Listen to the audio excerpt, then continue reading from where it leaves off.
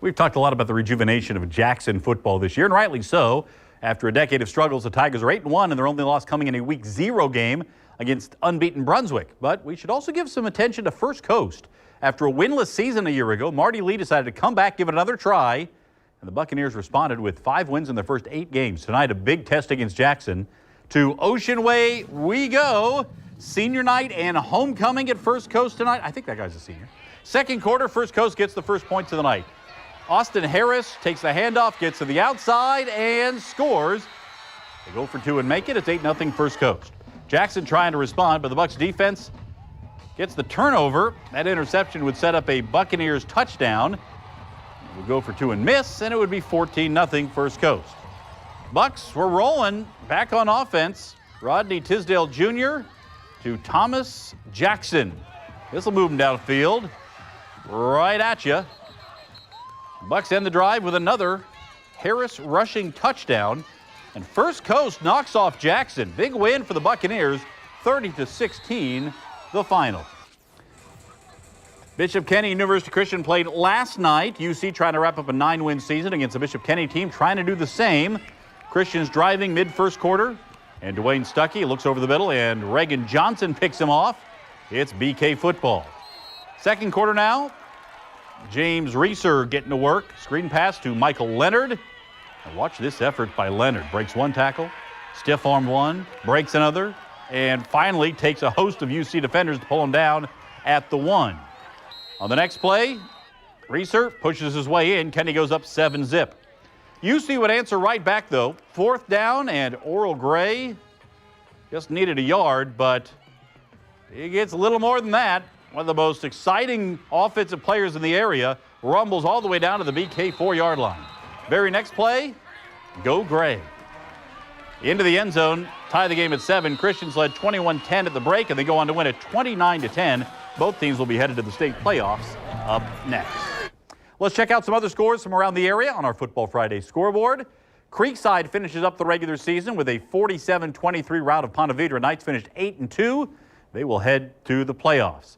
Bradford came in at 9-0, gave up a season-high 14 points last week, gave up just 10 this week, but lost 10-7 at Sewanee. Beachside going to Providence. Well, I'll tell you what, after a slow start, Mo Williams has Providence playing well here at the end of the year. They finished 5-5 after a 38-28 victory over Beachside. And Nice with their second win of the season. Big win over Tecoy Creek. We saw Nice play very well against Ponte Vedra last week, and they beat Tecoy by 30. 47-17, the final. Oakley finishes at 500 with a 49-14 rout of Clay. Middleburg improves to 5-5 on the season as they knock off Fernandina Beach 28-14. Elsewhere, Orange Park and Fleming Island. Golden Eagles with a big win, 52-12 to get to 5-4 on the year. Sandalwood and Coach Adam Geis finished at 500 with a 27-24 win over Spruce Creek. And how about Interlochen finishing off a 10-0 season with a 16-0 win over Palatka, over Paxton, and PK Young beats Keystone Heights 35-22, the final tonight. Now to Georgia, where Brunswick has been on a roll. Again, just like last year, the Pirates are working on an undefeated regular season. Tonight, they look to close out the year before the playoffs, facing a 7-2 Effingham County team.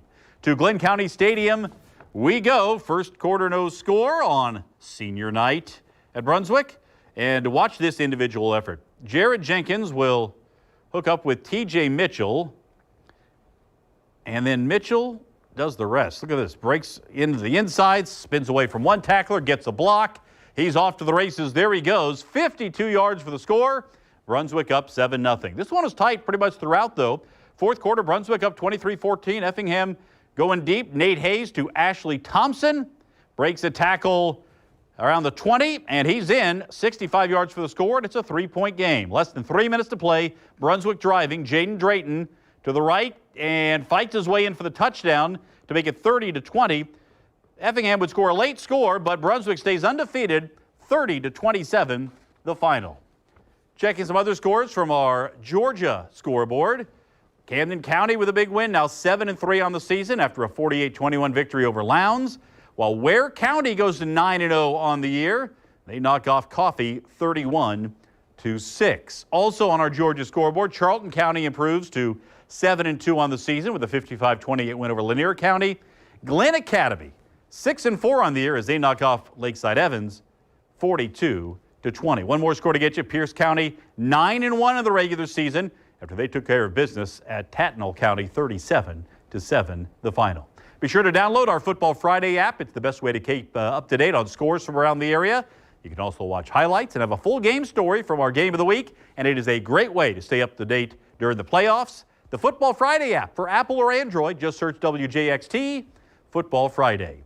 Coming up, we'll bring you our play of the night. It's a highlight you won't want to miss. Stick around. There's more Football Friday coming up.